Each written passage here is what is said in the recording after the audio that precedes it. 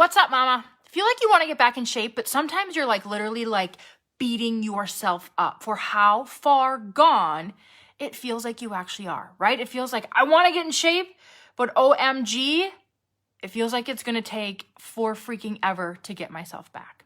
And that feels like a lot. It feels like overwhelm. And so I bail on myself. If this is you, give me the next couple minutes because I'm going to help you make the mindset shift that you need to make to get yourself back in shape and freaking stay that way and love it. My name is Amanda Fisher of AmandaFisherCoaching.com. I help moms just like you create badass self-confidence in your body and in your mind using simple but powerful food and movement strategies. And today we're going to umbrella that into mindset, right? To simplify your approach, to get you back into that happy place in your body and not have it take all your damn time because you're busy. Moms are busy. We have other things to do. We kind of want to check off the food and fitness things, right? And get back into living life, right? So let's talk about it. You want to get back in shape. You go into cycles of like, I'm starting to work out again, but I feel kind of defeated by how far out of shape I feel. Like I can't do the same workouts that I used to do. I'm beating myself up for that, right? We need to talk about this because this is the stuff that nobody likes to talk about. And it holds a lot of people back. And we really have to get the hell out of there if you want to get back into that friggin' athletic feeling body again, that happy place in your body again, where you feel like you're like connected and rocking that happy place in your body again. We have to let go of that ish, right? So let's talk about it. When you're in the place where you're like, girl, I want to get back in shape. Wanting it is literally not the problem. I just can't necessarily stick with it because I try to go back to my old workouts and then I get frustrated because I'm not there, where I once used to be, or I just get really down on myself for how long it's been since I've been, consistent with working out and with strength training and with feeling that inner athlete fire again in my body and treating myself that way, right? And taking care of myself that way. There's two things that we need to get rid of, right? Number one, comparison. When you're in that place, right? What you're doing is you're sitting there stewing around in like I want to work out, but you have this like pedestal, this picture in the back of your mind of the version of you who used to be in that place doing those workouts, right? And so like everything you do right now, you're like literally benchmarking yourself against that girl. You are in self-comparison shitstorm town, right? You are locked up tight in self-comparison. And then you kind of like to pile on top of yourself. And you look at all the other fitnessing mamas on the internet and you're like, she's doing it and she's doing it. There's absolutely no reason that I can't be doing it. And so then on top of self-comparison, you add shame, right? You add this kind of like, God, I should be there. Why am I not there yet? I should be able to do that. What's wrong with me that I can't keep up with it? Shame, shame, shame. Gross. Self-comparison and shame are the two things that we need to cancel to get you back into rocking your inner athlete fire again inside of your workouts, inside of your body, and also sticking with it, right? We need to cancel those two things. So I want to teach you the mindset shift that you need to make to actually get back into that inner athlete fire. I know that we're talking about getting back consistent with your workouts again, but getting back consistent with your workout starts between your two ears. It starts in your brain first.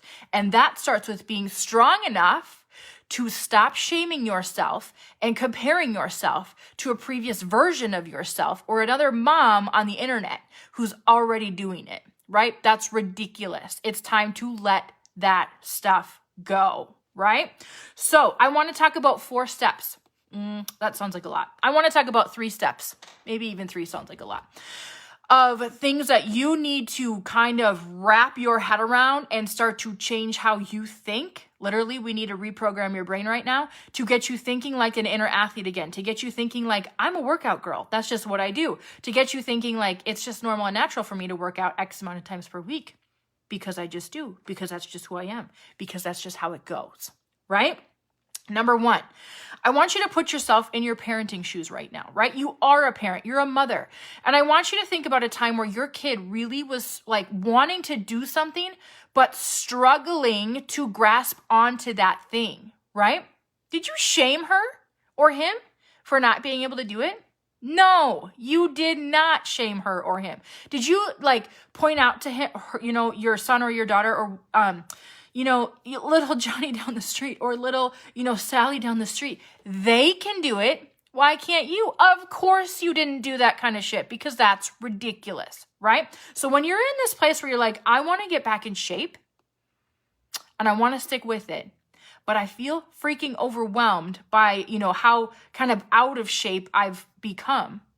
I need you to put on your parenting hat for a second.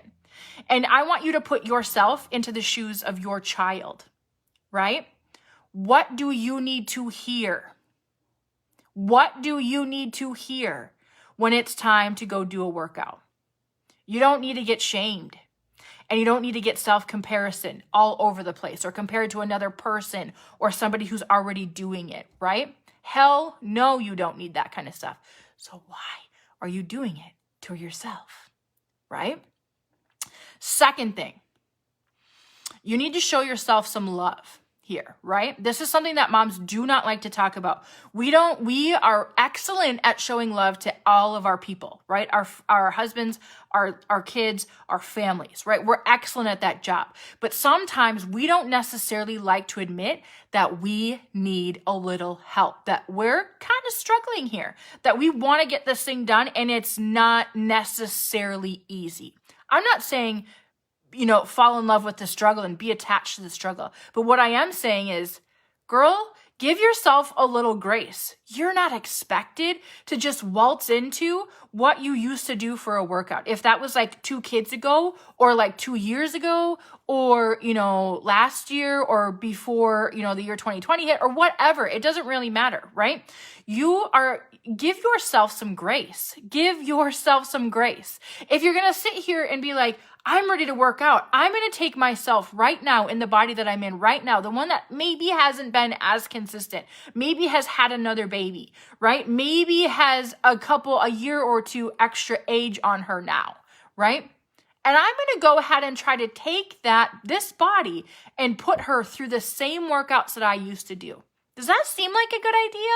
Does that seem like, number one, you're not going to shame yourself to do it? No, it's going to involve some mental mind game there. Number 2, does that seem logically like something that you should do? No, absolutely not, right? So what we need to do is put our self-love hat on right now. Moms are excellent at putting self-love out, or putting love out, but not always excellent about taking it in and giving it to themselves, right? We need to be like, girl, where's my body at right now?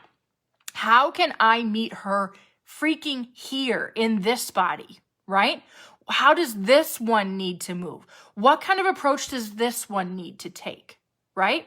How can I accommodate myself where I'm at right now? Not where I'm trying to tell myself and shame myself that I should be. Right? And number 3, it goes right along with self-love, is self-respect. Right? Self-freaking respect. I'm going to give you a little caveat under self-respect that I think maybe you've not thought about before. When we ask our bodies to do things, whether or not this is true for bodies, right? When we ask our bodies to do things, they will only do things when they feel safe, when the environment feels safe, right? This is kind of a weird topic. And so we sit here and we're like, hey, you body, go perform 15 squats with a 35-pound dumbbell because 2 years ago you could do that, right? But your body right now hasn't done that for 2 years maybe. Or your body right now isn't prepared to do that. Or your body right now, for whatever reason, isn't in the position to do that, even though you want it to be in that position. Your body doesn't feel safe doing that. And when your body doesn't feel safe, she will not perform, right? She'll crap out. She won't be able to do as much work, right? As you used to do in a workout. Or she'll feel really shitty, right? You'll feel like, I got some low back funkiness, or I got some knee funkiness, or my hip feels off, right?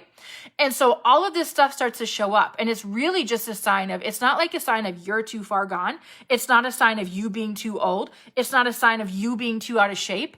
It's a sign of you not allowing your body what she needs to feel safe, right? What mom bodies need to feel safe is balance, right? Like, you're not just crushing yourself all the time and then throwing workouts on top of it. You're allowing yourself time to breathe during the day, right?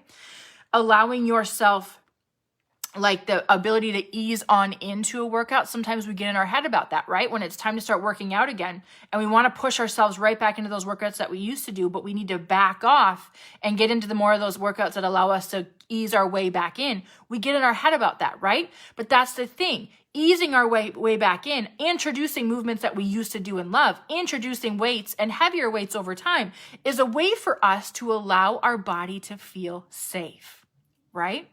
When our body feels safe, it's like it literally like opens it up. When we provide safety to our body through balance, through stability, through our muscles and core and pelvis, right? When we provide strength through, continued showing up for workouts, when we provide all of those things, our body's like, this chick likes me.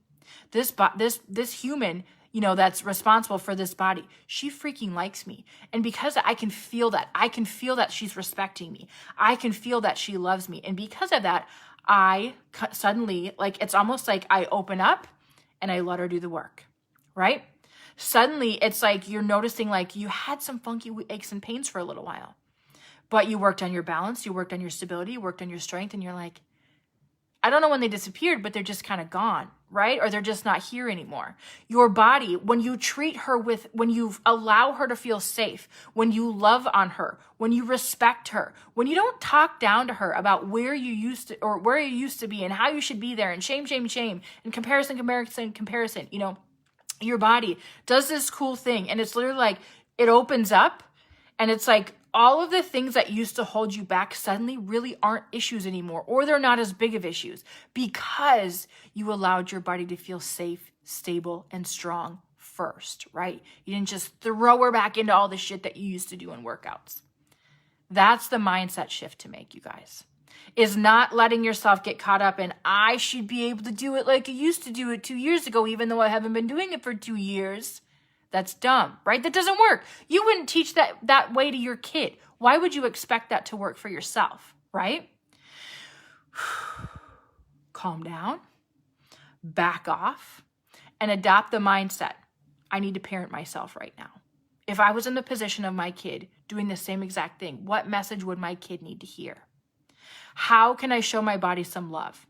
And not beat up on her for where she is, but just literally like freaking meet her exactly where she is without assuming that there's something wrong or funky or broken or gross about her, right? How can I respect my body? Help my body feel safe, stable, strong, balanced, right? And then don't be surprised when you're doing those things and you're like, you look back like a month later and you look back like 60 days later and like 3 months later, and now it's been a year and you're like, I don't really know where all my old issues went, but suddenly like I am an athlete again. And it's like, it wasn't this big, ridiculous freaking thing, right? It wasn't this big, ridiculous freaking thing. It was just like my body just did it. And it's not because you killed your body with workouts. It's because you showed up for your body with love, attention, respect, and you freaking parented yourself and your brain who kept trying to shame you and compare you to a previous version of you, right? That's how it works. So a lot of times getting back in shape, it feels like, I love it. I love the feeling of getting back in shape. I love the feeling of taking care of yourself. I love it when people show up and they're like, I want to get back in shape again. And I'm like, yes, let's do it, right? That's awesome. At the same time, that comes with a responsibility to your brain, right? You have to be willing and able to stop the thoughts that say you should be further along right now and you should do it like, why that mom down the street's doing it, like why the hell can't you? And you should be able to, do the same stuff that you did 2 years ago, even though you've had a baby in the meantime and you've taken on this really stressful job and you're not sleeping and blah blah blah blah blah, life's chaotic, right? You got to get rid of the shame. You got to drop the self-comparison. And you have to be willing when you're in those moments of shame and comparison to be like, no, I'm just opting out of this conversation right now. And I'm going to flip it around and I'm going to put myself in the position of my kid. I'm going to put myself in her shoes. What would she need to hear right now when she's in a tough moment, but she still wants to do the damn thing? How would I teach that to her? How would I communicate that to her? And you communicate that to yourself. Right? Self-love, self-respect, reprogram your mind to stop treating yourself like an asshole and instead meet yourself where you're at right now, right? It's not the sexy message at all of like, everybody gets washboard abs and everybody gets fit. But it's literally the thing that trips up so many moms, and it just doesn't need to. And all it is it's like a willingness of calling yourself out on your own bullshit and turning it around. Yes, you're allowed to have a rough day and a rough patch of like getting in your head a little bit. And also, you have to have the lady balls to say enough's enough, and we're just going to stop doing that and call yourself out and like course correct and get on with the damn show, right?